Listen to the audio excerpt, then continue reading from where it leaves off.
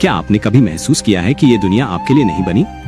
अगर आप उन पैटर्न्स को समझते हैं जिन्हें दूसरे नहीं देख पाते और उन बातों पर सवाल उठाते हैं जिन्हें सब बिना सोचे मान लेते हैं, तो आप उस अकेलेपन और निराशा को जानते हैं जो एक ऐसे समाज में मिलती है जहां स्वतंत्र सोच को दबाया जाता है। ये कोई अचानक हुई बात नहीं, यह एक सोचा समझा डिजाइन है। हम एक ऐसे समय में जी रहे हैं जहां बुद्धिमत्ता को कम आंका जाता है और उसे दबाया जाता है, क्योंकि मौजूदा व्यवस्था को ऐसे लोग चाहिए जो सिर्फ हुक्म माने, न कि खुद सोचें। मीडिया हमें फालतू चीजों में उलझाए रखती है। आज हम इसी छिपे हुए युद्ध का सच सामने लाएंगे। क्यों ये दुनिया हमें हमारी असली क्षमता तक पहुंचने से रोकती है, और सबसे जरूरी, हम इस जाल से कैसे बच सकते हैं। अक्सर कम उम्र में ही बुद्धिमान लोगों को ये एहसास हो जाता है कि वे दूसरों से अलग हैं। वे दुनिया को एक अलग नजर से देखते हैं, चीजों का विश्लेषण करते हैं, लेकिन उन्हें तारीफ के बजाय अक्सर खालीपन का सामना करना पड़ता है। वे गहरी बातचीत करना चाहते हैं, जबकि ज्यादातर लोग सतही बातों में खुश रहते हैं। ये सिर्फ एक वहम नहीं, बल्कि समाज की बनावट में ही एक कमी है।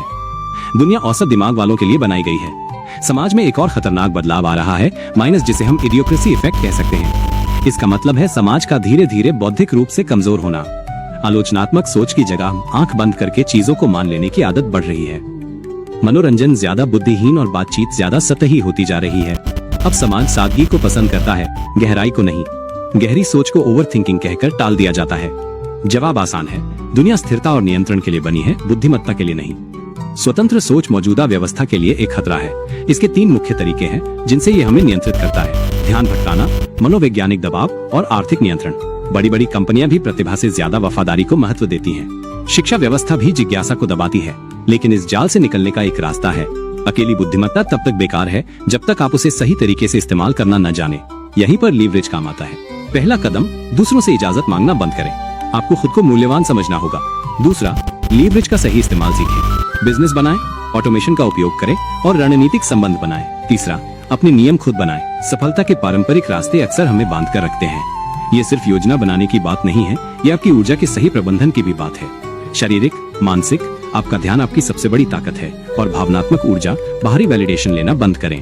आप सिस्टम को बदल नहीं सकते, लेकिन आप उससे आगे जरूर निकल सकते हैं। दुनिया आपके लिए नहीं बदलेगी, आपको दुनिया के प्रति अपना नजरिया बदलना होगा। इसका मतलब है अपनी एक अलग वास्तविकता खुद बनाना। इसके लिए 3 बुनियादी बदलाव करने होंगे।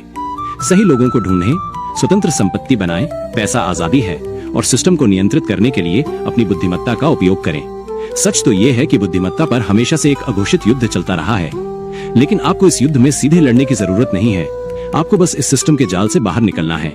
एक बार जब आप ये समझ जाते हैं कि सिस्टम को बदला नहीं जा सकता, तो आप उसे ठीक करने की बेकार कोशिश करना बंद कर देते हैं और अपनी ऊर्जा खुद को उससे आजाद करने में लगाते हैं। सिस्टम आपका दुश्मन नहीं है, ये बस एक ढांचा है। ज्यादातर लोग इस सच्चाई को कभी नहीं समझ पाएंगे, लेकिन आप अलग हैं। अब फैसला आपका है। क्या आप वही पुराना खेल खेलते रहेंगे जो आपके लिए कभी बना ही नहीं था, या आप अपनी एक नई दुनिया का निर्माण करेंगे?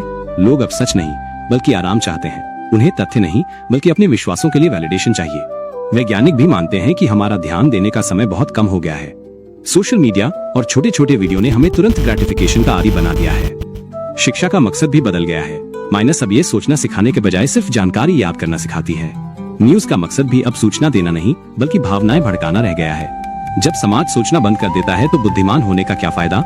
ये एक बोझ जैसा लगने लगता है। आप हर समय बोरियत महसूस करते हैं, गहरे रिश्ते नहीं बन पाते। यही है इंटेलिजेंस ट्रैप। तो सवाल ये है कि ये सिस्टम बुद्धिमत्ता को क्यों दबाता है?